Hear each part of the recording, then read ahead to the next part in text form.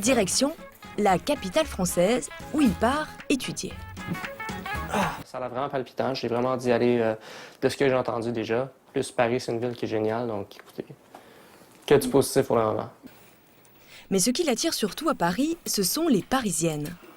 Et pour mieux les séduire, il a tout prévu. Un livre? C'est quoi comme livre? En fait, c'est un livre qui t'explique un peu comment te comporter, comment te tenir, comment parler, comment agir pour que les gens puissent t'écouter, considérer ton opinion et vraiment t'entendre, prendre ta place en fond. Pour mettre toutes les chances de son côté, Olivier n'oublie pas sa panoplie de séducteurs. Un petit avant-goût. Donc, j'ai un complet par-dessus celui-là. J'en ai un autre qui est un pantalon qui va avec aussi. Donc, comme ça. Ouais. Pour un dernier au revoir, toute la famille se réunit. À commencer par la sœur d'Olivier, Emmanuelle, 24 ans.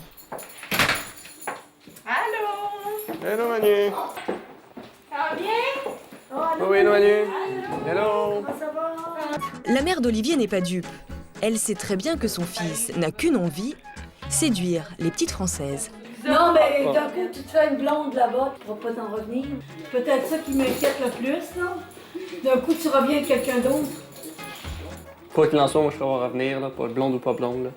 Que pour le moment, c'est ça. Là. Attention, c'est chaud! Olivier l'a promis, juré à ses parents, l'étudiant appliqué ne se laissera pas distraire par des Parisiennes délurées. Une promesse qu'il aura très vite tendance à oublier. C'est vrai, ça part rien avant. Ouais.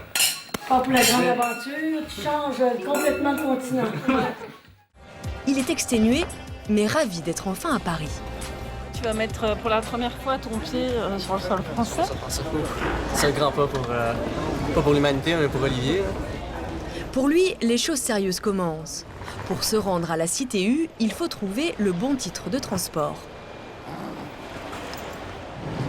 J'espère que c'est ça. Ça va coûter 9 €. Ouais.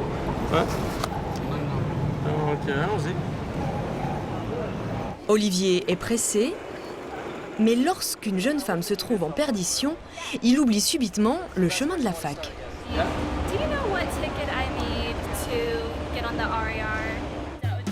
Troublé par sa détresse, Olivier se métamorphose en chevalier servant. So you have your ticket, I I guess? have my ticket. Well, it's been a pleasure. Yes, thank you. What's your name? Christy. Christy, Oliver. Oliver, Pleased nice to to meet meet you. Yeah. Les présentations faites, le duo décide de faire route ensemble. Direction Paris. Christy, l'américaine, est complètement perdue. Olivier, qui vient à Paris pour la première fois, cherche à l'aider et surtout à faire plus ample connaissance. You're like what, 23, 24? 25. 25. But you're close, yeah. So I Wasn't that far? yeah, no. How old do you think I am? Well, you're in high school, Oh, no. right? 20? A bit higher. 22? Yeah, good job. No, high five. Yeah, good job. La conversation est si bien partie que le Québécois en oublie presque son chemin. I just realized I wasn't looking at the stations. So, So you might miss your stop. yeah, maybe. Devant la jolie rousse, l'étudiant n'a visiblement pas envie de parler de cours magistraux. Victime peut-être, comme on dit au Québec, d'un coup de kick, un coup de cœur. Mais les meilleures choses ont une fin. Le jeune homme prendra des nouvelles de Christy sur les réseaux sociaux.